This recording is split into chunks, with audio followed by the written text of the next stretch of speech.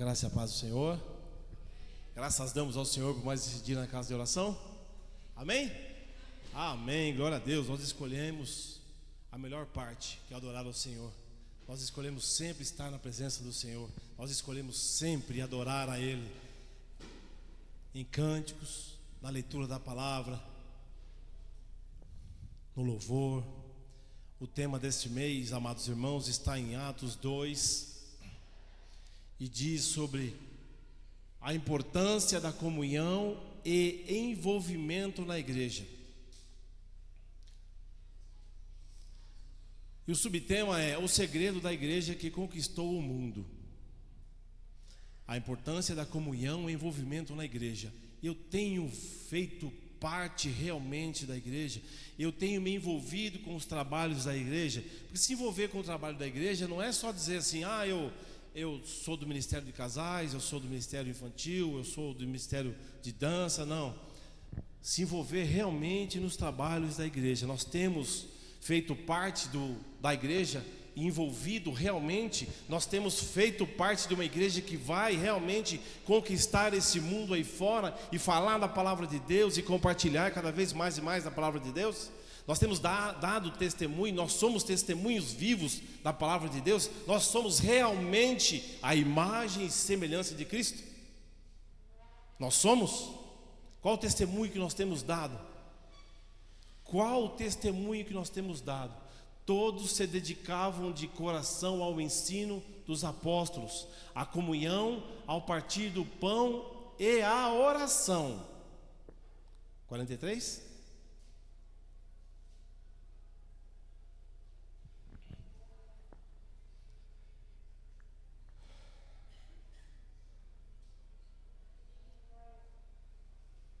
Todos se dedicavam de coração ao ensino dos apóstolos, à comunhão, ao partir do pão e à oração. Havia em todos eles um profundo temor, e os apóstolos realizavam muitos sinais e maravilhas. Os que criam se reuniam num só lugar e compartilhavam tudo o que possuíam. Vendiam propriedades e bens e repartiam o dinheiro com os necessitados. Adoravam juntos no templo diariamente, reuniam-se nos lares para comer e partilhar o pão com grande alegria e generosidade, sempre louvando a Deus e desfrutando a simpatia de todos, de todo o povo. E a cada dia o Senhor lhes acrescentava aqueles que iam sendo salvos. A cada dia o Senhor lhes acrescentava aqueles que eram salvos. Senhor, em nome de Jesus, eu li e compartilhei a Tua santa palavra, Senhor. Que venhamos, Deus, em nome de Jesus, sair daqui de uma forma diferente, que possamos compreender, que o Teu Espírito Santo fala conosco, Senhor. Que possamos sair daqui, Deus, em nome de Jesus, mais próximos realmente de Ti, Senhor. É o que eu lhe peço em nome do nosso Senhor Jesus Cristo de Nazaré. Amém. Amados, para que eu possa fazer parte de uma igreja, para que realmente eu possa fazer parte de uma comunidade, eu tenho que estar atento a todos os sinais, tudo aquilo que envolve essa comunidade, tudo aquilo que envolve a igreja, porque nós não podemos nos colocar em situação de dúvida de forma nenhuma. Com a chegada das igrejas permissivas, tolerantes, hoje existem igrejas de todos os tipos, que são simpatizantes com a deturpação da Bíblia, mostram realmente para que vieram, para deturpar a palavra de Deus. Vieram para permanecer de uma forma que derrubam realmente o ensinamento que Jesus Cristo nos deixou. De que se você for promíscuo, se você cometer atos ilícitos, eles leem na palavra, mas diz que você pode continuar vendo do jeito que você é, permanece do jeito que você veio, que mesmo assim, Deus, por ser misericordioso, você vai ser abençoado. E nós sabemos que não é assim. Nós lemos a palavra de Deus, nós sabemos que não acontece dessa forma. Igrejas inclusivas, progressistas, focadas em direitos sociais, acolhimento da comunidade, vocês já sabem qual seria, diálogos interreligiosos ou antibíblicos. Igrejas institucionais, tradicionais, mantêm doutrinas históricas e costumam evitar o partidarismo explícito, foi o que eu acabei de fazer agora. Mas preservam valores morais e conservadores. Igrejas neopentecostais, frequentemente associadas à defesa de pautas conservadoras e ao forte engajamento em disputas eleitorais. Novas comunidades contemporâneas adotam estéticas descontraídas, com líderes atuando como coaches e mensagens focadas em autoajuda para atrair um público jovem. Às vezes eu estou no lugar e falo, nossa, eu escuto fulano, ele fala tão bem, ele prega tão bem. Eu falo assim, ele só fala das coisas boas. Só que nós temos que prestar atenção às coisas ruins também. Porque se eu for só prestar atenção nas coisas boas que é pregada, é fácil. Você vai ser próspero, você vai ser bem-sucedido, você vai ser, mas se você não se redimir dos seus pecados, essa prosperidade não se mantém. Se eu não dobrar os meus joelhos e pedir perdão aos meus pecados todos os dias, porque eu os cometo todos os dias, essa prosperidade não vem. É tão bonitinho falar que se eu me manter assim, Não, gente. Nós temos que prestar atenção realmente. Eu, em uma determinada igreja que eu congregava antes, eu era chamado crente de Bereano. Porque se não estivesse escrito aqui, eu fazia várias perguntas. Quando eu me converti, eu tinha muitas dúvidas. Quer ver uma dúvida? O Jefferson acabou de falar sobre dízimos e ofertas. A minha maior dúvida era essa. A minha maior dúvida era sobre dízimos e ofertas. Era uma dúvida crucial. O que é que o pastor vai fazer com o meu dinheiro? O dinheiro era meu. Essa era a consciência que eu tinha. Para mim, pastores eram todos enganadores. E o que é que eles iriam fazer com o meu dinheiro? Porque eu coloquei ali, mas para mim o sentimento era de que o dinheiro ainda era meu. Se eu pudesse ver onde que era empregado o dinheiro, eu queria saber onde o dinheiro era empregado. Até eu começar a ler a Bíblia e começar a ver que o meu compromisso é até ali. Gasofilácio. O meu compromisso é até aqui. Devolver a 10ª parte, fazer a oferta, fazer o meu papel de cristão. E para poder ser libertado disso, foi uma luta muito grande. Na época era um pastor chamado Fábio. E a primeira vez que eu subi ao altar para poder pegar o microfone foi justamente para falar sobre dízimos e ofertas. Vai lá. E eu começava a fazer várias perguntas para ele. Se você se converteu, mas você faz pergunta que parece que não é de crente, vai fazer faculdade, vai estudar para aprender um pouco mais. Porque na dúvida você tem que perguntar. Terminou a pregação, tem dúvida, pergunta. Não quer perguntar agora? Pergunta no domingo que vem, pesquisa. Mas nós não podemos sair com dúvida de forma nenhuma. Às vezes a dúvida que eu tinha não era sanada e eu não tinha para onde correr. E eu ia atrás do pastor. Falei, pastor, mas e isso? Eu tive esse acesso a ele. Assim como aqui também tem-se esse acesso. É só chegar no pastor Jetro e perguntar. Ele é livre para isso. Ele ama isso. Só que você chega para conversar com ele com o tempo. Porque se ele te pegar, irmão, você vira vigília. Vira vigília, porque o homem gosta de falar. Se é da palavra de Deus, ele ama falar. Graças a Deus por isso. Graças a Deus por isso. Mas nós temos que preservar a família. Eu tenho que subir aqui e falar para você que a sua família tem que ser preservada. A minha família tem que ser preservada. Nós temos que preservar o que Deus colocou como instituição para nós. A família. Eu não vou chegar aqui e deturpar de forma nenhuma a palavra de Deus, porque isso não está correto. Nessa parte que fala 42, né? Cadê? 4, 2. A folhinha virou. Deixa eu virar aqui de volta. Todos se dedicavam de coração ao ensino dos apóstolos. Nós temos que se dedicar ao ensino. Hoje, apóstolo, pastor. Mas o ensino de quê? De realmente da palavra de Deus que é pregada. Não posso ir numa igreja que ela é flexível. A palavra de Deus não é flexível. Quando Jesus pregou e a palavra dele foi dura, o que os discípulos falaram? Tu falasse uma palavra difícil, dura. E ele perguntou para onde ir? Jesus perguntou para eles assim, vão vocês também, podem ir. Todos nós podemos ir. Mas se a palavra é dura, a palavra é difícil, é porque eu estou fazendo coisas erradas. Não beba. Não pratique a prostituição, não jogue, A palavra é dura. Foi dura porque eu estou cometendo coisas erradas, eu estou fazendo coisas erradas. Para onde nós iremos? Porque só aqui tem a palavra da verdade. Só aqui tem a palavra que vai me libertar. Só aqui tem a palavra que vai me curar. Só aqui tem a palavra que vai me esclarecer, abrir os meus olhos, abrir os meus ouvidos. Só aqui tem a palavra. Eu subo aqui para poder falar da palavra de Deus. Não é nada de mim.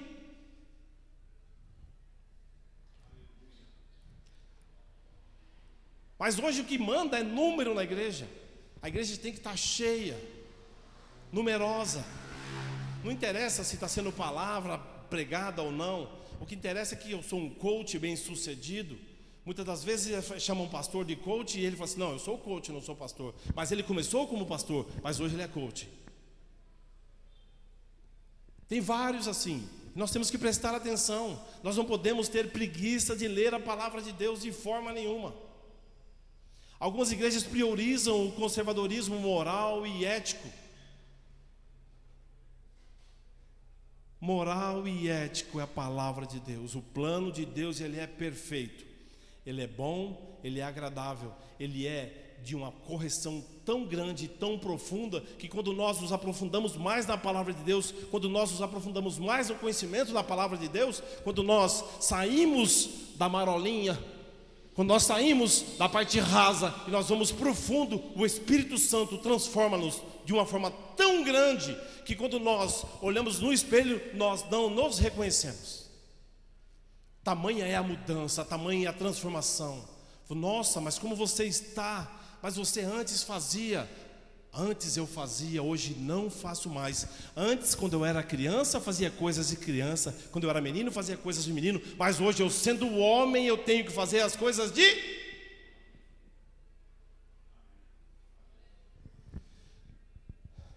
Atos 2, 42 e 47. A Bíblia apresenta o DNA da igreja primitiva. Perseverança no ensino, comunhão, partir do pão e oração. Esses primeiros cristãos compartilhavam suas vidas e bênçãos, gerando um impacto tão profundo que conquistaram a simpatia do povo. E o Senhor acrescentava novos salvos todos os dias.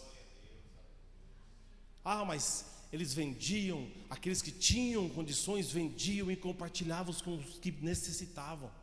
Aqueles que podiam faziam banquetes e chamavam aqueles que eram necessitados. Aqueles que podiam davam roupas, compartilhavam do amor, compartilhavam de um bem, de modo que todos eles viviam convertidos e não convencidos. Aquele que ele tem o melhor carro, a melhor roupa, o sapato dele brilha, falta colocar uma luz piscando no peito, ele é um super crente. Não, irmãos, nós temos que ser humildes na presença de Deus e cada vez mais e mais buscar a presença dele, porque nós sabemos que ele está por vir. Viram os terremotos no Japão, terremotos na Venezuela? No Japão não cheguei a ver grandes imagens, porque o Japão é mais preparado, mas na Venezuela as cenas foram muito fortes, pessoas morreram aos montes, porque lá não é um país preparado para isso, para esse tipo de dificuldade. E por falar em dificuldade, as dificuldades que estão por vir, nós estamos preparados para um terremoto que pode abalar a rocha onde eu estou fincado, onde eu construí a minha casa? Será que estou? Eu posso construir a minha casa onde eu quiser, tanto na rocha quanto na areia. Só que acontece o seguinte: quando vem o terremoto, os resultados são diferentes. Uma casa construída numa rocha tem o resultado de que ela vai continuar de pé. Só que uma casa construída na areia, ela vai ruir. Ela vai ficar de pé por um tempo, mas no terremoto ela vai ruir. Em dias de tantos questionamentos e incertezas, manter-se firme e se preservar na palavra de Deus tem sido muito difícil, porque algo se tornou necessário.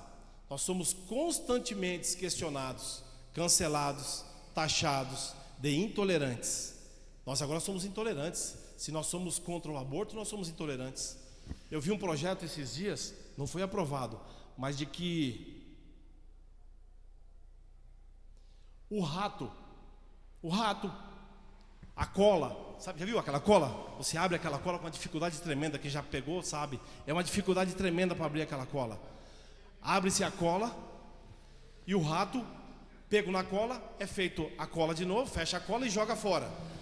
Acontece que há um projeto de que vai ser proibido essa cola. Se for aprovado, vai ser proibido, porque é uma judiação para com o rato.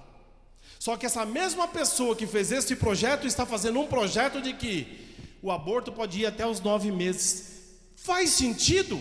Um rato pode sofrer, mas um feto até os 9 meses, que já não é mais um feto, já é um bebê, até os 9 meses já está para nascer, ele pode sofrer um aborto. Isso é o que está por vir. Não sei se vai ser aprovado, Deus abençoe que não, mas vamos preservar o rato e matar os bebês. Falta de coerência. São as coisas que, aí eu sou intolerante.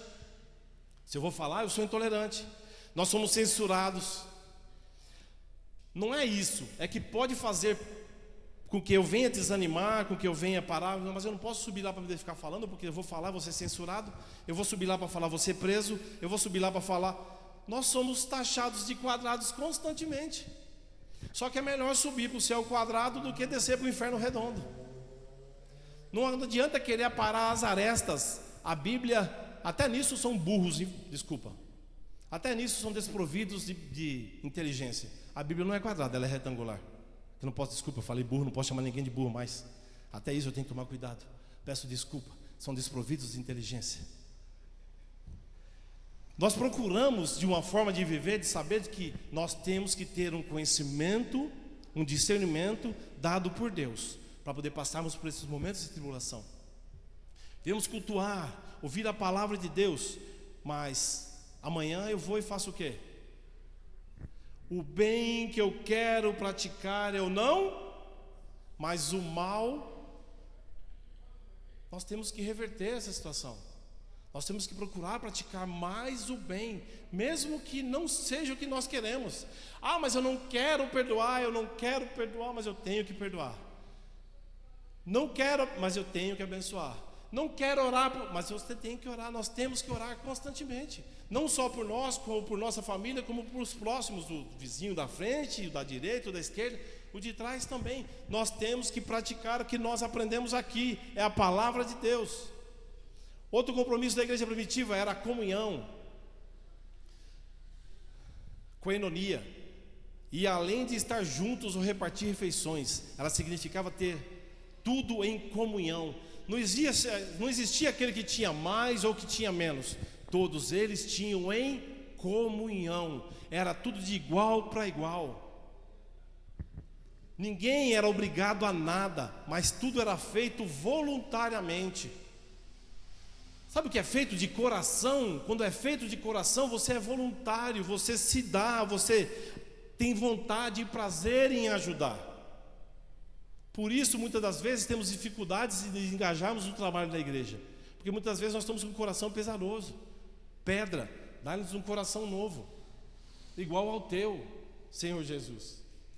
Porque nós temos dificuldades muitas vezes de nos dar, mas eu não consigo me ajudar, eu vou ajudar a quem? Saiba que quando eu me converti,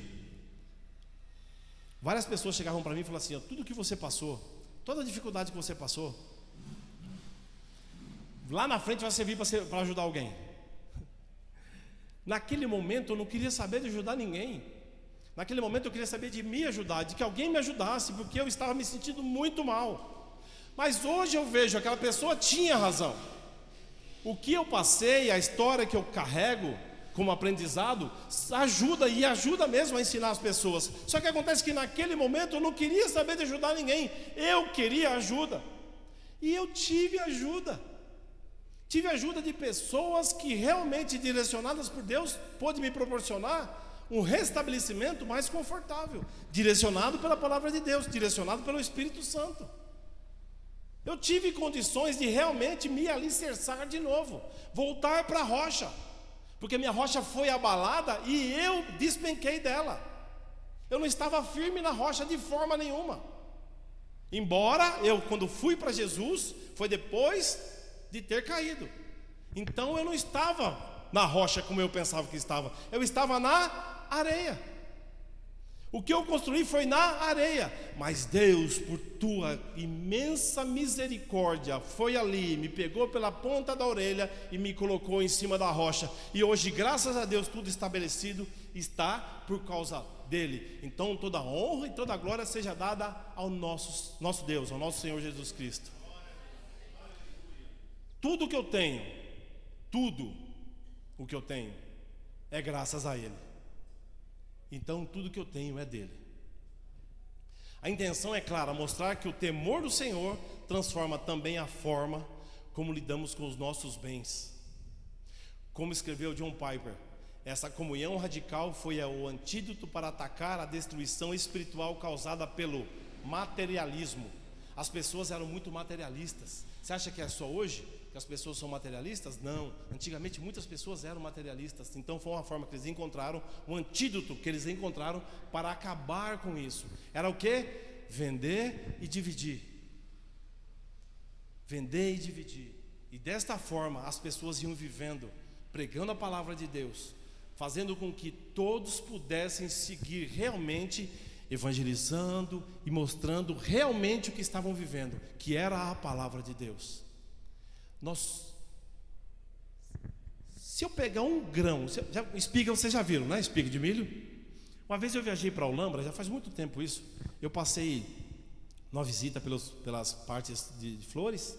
Tinha um lugar lá que tinha plantação de milho, mas uns pés enormes, não tinha cerca, tanto que as pessoas passavam ali e pegavam as espigas de milho, embora as espigas de milho grandes, bonitas, sabe? Muito bonitas as espigas de milho. Você já abriu a espiga de milho? Você já viu que a espiga de milho tem grãozinhos, né? Espigas de milho chegam a ter mais de 250 grãos, dependendo do tamanho dela, né? Imagina, aqui não tem 250 pessoas, tem 26, 27 pessoas mais ou menos. Cada um de nós somos um grão. Eu sozinho não consigo fazer nada. Já parou para pensar? Eu sozinho não consigo fazer nada. Eu sou como se fosse um grão de pipoca na panela. Vou só fazer um barulho, um poque. Só que acontece que se mais alguém fizer, se mais alguém der um aleluia além de mim, mais alguém der um glória além de mim, mais alguém dizer que Deus é bom, que Deus é fiel, você concorda comigo que já já a panela vai estar cheia? Depois de feito um bolo, alguém consegue separar a farinha do milho moído? Ninguém consegue separar. Ninguém consegue separar depois que o grão saiu da espiga. Depois que ele é moído, depois que é feito um pão, depois que é feito um bolo, qualquer que seja o material utilizado, depois, junto com o milho, não tem como separar. Da mesma forma temos que ser nós, unidos, firmes e fortes, porque quando um cai, outro levanta. Quando está fraco, outro ora por ele. Quando está triste, outro ora. Quando aquele que estava triste se levantou, às vezes aquele que levantou ele pode estar caído, precisando de ajuda. Mas nós temos que continuar firmes e fortes na rocha, porque ele é por nós e ele está com nós e ele está aqui hoje. Não vamos deixar de forma nenhuma com que as coisas que andam acontecendo por aí, os modismos que andam acontecendo por aí, venham desanimar. Nossa, mas a Bíblia diz, as coisas estão acontecendo, o amor de muitos esfriará. Nossa, quando você lia isso lá atrás eu nem escutava falar que pai matava filho, filho matava pai, ou mãe, ou avó. Nunca tinha escutado falar nisso lá atrás, e nos últimos tempos tem acontecido, e muito. Olha, o amor a um rato e o ódio a um feto mostra que o amor de muitos esfriará, e nós não podemos permitir de forma nenhuma que isso venha acontecer conosco, que o nosso coração venha sempre estar aquecido, porque nós estamos próximos de Jesus. O segredo de uma igreja que conquistou o mundo no primeiro século não estava em estratégias humanas. Nada que acontece está em estratégias humanas, mas existem 4 pilares, que eu só coloquei 4 pilares. Fidelidade, que está em Atos 2:42. Pode colocar, por favor, para que todos possam ver? Todos se dedicavam de coração ao ensino dos apóstolos. Fiel.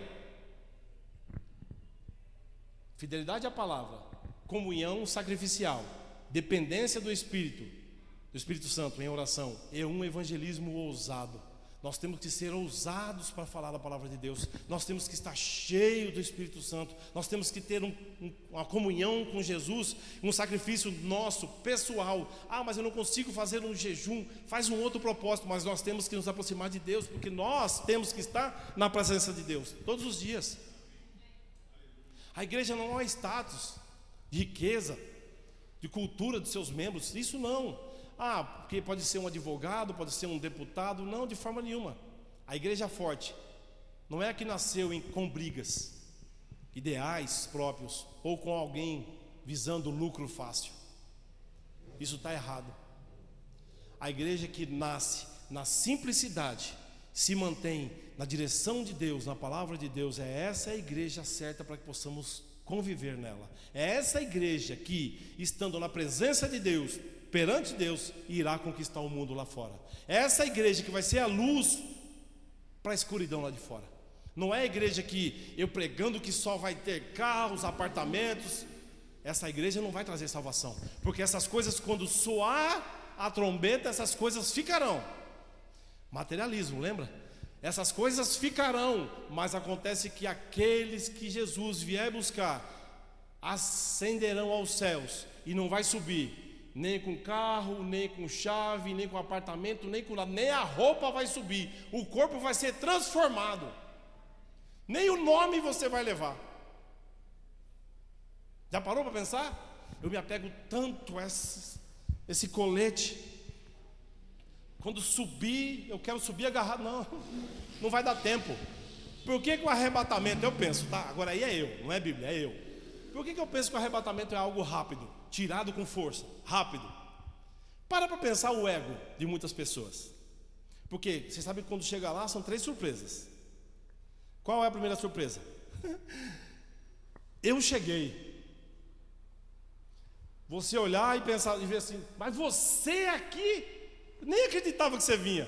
Ó, cadê o fulano que vivia orando? Não tá, ficou. São 3 surpresas. Então, para pensar. Se o arrebatamento não fosse coisa de rápido, um evento rápido, na hora que estivesse subindo lentamente, eu penso que muitas pessoas iriam pensar assim, ó: poxa, você ficou, tá vendo? Desce junto, porque acabou de pecar, não merece subir. Então por isso tem que ser algo rápido, porque senão às vezes as pessoas vão começar a subir e vão começar a olhar para baixo e falar assim: ah, eu falei para você, ó, na hora de ir para o culto, o que você ia fazer? Assistir Jogo do Brasil, assistir novela, ia ficar na porta jogando conversa fora. Esse Jogo do Brasil eu retiro. Às vezes a pessoa ficou no culto, vendo no culto de manhã, né? Vigia, varão. Você quer me fazer eu pecar? Eu estava subindo. Vigia. Viu? Quem não está aqui hoje que você está vendo é porque veio no culto de manhã. Você estava no culto de manhã? Estava? Então, tá vendo? As pessoas que estão aqui porque não estavam. Eu não estava de manhã. Eu tenho o costume de vir de manhã também. Então, para você ver, por que tem que ser rápido? Porque se for um arrebatamento for algo lento, nós vamos pecar. Nós vamos estar julgando as pessoas que ficaram. Por isso o arrebatamento não vai ser algo lento. Nem pode ser. Senão você perde a salvação. Eu estava quase chegando lá. Puf, desce. A igreja poderosa é a submissa. Submissa a quem? Ao pastor? Submissa à palavra de Deus. O pastor é usado e ousado pelo Espírito Santo. Ele direciona a igreja e nós temos que estar com ouvido. O pastor falou o quê? O pastor está pregando o quê? O pastor está pedindo para fazer o quê? O que o pastor está pedindo? Ele é o anjo da igreja, está em Apocalipse. Então vamos fazer de acordo com o que ele está pedindo, porque está direcionado pela palavra de Deus. É algo que está na palavra de Deus, então nós temos que seguir. Isso é muito importante, nós pensarmos de que nós somos pastoreados por alguém que realmente está sob a direção de Deus. Buscar realmente a palavra de Deus. Porque se nós não estivermos direcionados pela palavra de Deus, nós vamos constantemente cometer erros fáceis, que muitas das vezes seríamos fáceis de corrigir, nós acabamos cometendo. Há 3 segredos revelados no texto. Membros da igreja forte dão total atenção às orientações de Cristo. Ah, mas eu acho que O emprego vai vir até mim. Eu estou desempregado, preciso de serviço. E eu vou ficar em casa esperando, porque hoje não precisa mais sair para distribuir currículo, né? Antigamente eu saía, andava quilômetros distribuindo currículo. Depois eu voltava para casa, esperava para ver se alguém ligava. Hoje não, hoje é internet. Mas aí o que acontece? Dormindo. Manda por e-mail. O telefone está desligado. Se alguém ligar, nem atende o miserável. Nós temos que estar com total atenção às orientações de Cristo. Amanhã irão haver portas abertas de emprego. Amanhã vai haver curas amanhã. Amanhã vai haver livramentos. Amanhã vai haver o que você estiver necessitado, mas tem que colocar na presença de Deus, aos pés dele, para que as coisas aconteçam. Não é deitado, dormindo e no monte de coberta. Não, nós temos que orar, não tem jeito. Não tem. A palavra de Deus diz o quê? Orai sem cessar. Orai sem cessar. Já está falando tudo. Jesus é específico em suas orientações. Jesus nos orienta a fazer todas essas coisas, porque nas demais coisas nos serão acrescentadas. Vamos orar, buscar a presença dele, que todas as coisas que nós necessitamos vai ser acrescentado. Buscai primeiro o reino de Deus, certo? Depois o quê? Justiça? Não, irmão, justiça não. Justiça pesa para mim. Justiça não. Eu quero todas as coisas que vão ser acrescentadas. A justiça eu não quero. Buscai todas as coisas. Buscai primeiro o reino de Deus e a sua justiça, para que as demais coisas não sejam acrescentadas. Eu não posso tirar de forma nenhuma o peso que tem a justiça de Deus. Eu busco o reino de Deus, mas a justiça dele existe. Eu não posso fechar os olhos para a justiça de Deus de forma nenhuma. Os discípulos que dão total atenção às orientações de Jesus acertam o primeiro passo para se tornarem ou fazerem parte de uma igreja forte e atuante. Os discípulos de Jesus tomam toda decisão pautada nas palavras do Mestre para viver experiências que de outra forma jamais alcançariam. Se eu não estiver pautado na palavra de Deus, eu de forma nenhuma vou fazer parte de uma igreja. Eu de forma nenhuma eu vou ser parte de uma espiga que está lá em cima, mas um grão mirrado. Eu vou ser um grão mirrado dentro de uma igreja que quer ir lá para fora e fazer diferença, alcançar esse mundo, fazer diferença para esse mundo.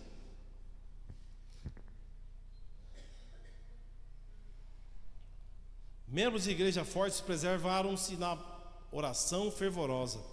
Viu? A oração na abertura?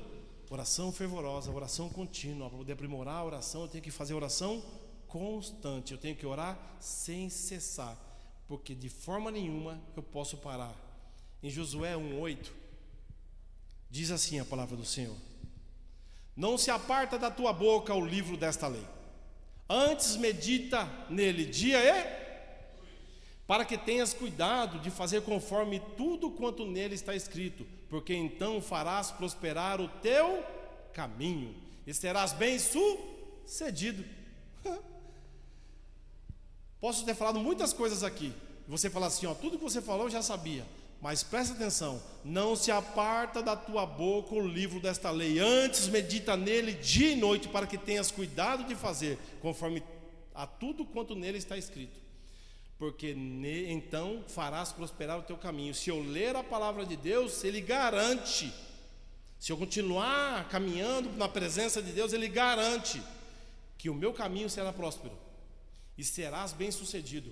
Não é porque falaram, não, eu estou falando para vocês que está em Josué 1:8, que se eu estiver realmente na presença de Deus, fazendo tudo conforme Deus quer, eu vou ter um caminho próspero e serei bem sucedido. É eu? Não, é todo aquele que ler a palavra de Deus, todo aquele que estiver na presença de Deus, todo aquele que buscar a presença de Deus, todo aquele que estiver louvando e cultuando o Senhor de todo o coração, vai ter um caminho bem sucedido, bem próspero e será bem sucedido. Para que eu possa terminar, quero dizer para os amados irmãos que em Isaías 41:10 diz assim: não temas.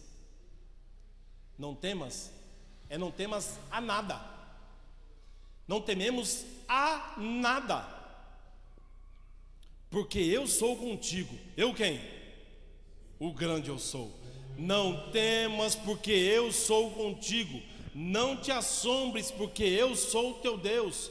Eu te fortaleço e te ajudo e te sustento com a destra da minha justiça. Não devemos temer a nada, nada, nada, nada.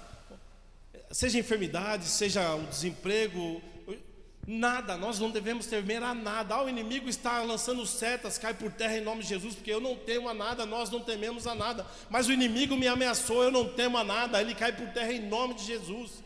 Essa semana eu assisti, não sei por quantas vezes já assisti já o Quarto de Guerra. Estava até comentando com a Lourdes hoje que ela falou, a fala dela foi quase igual a senhorinha do Quarto de Guerra. Quem não assistiu, assista.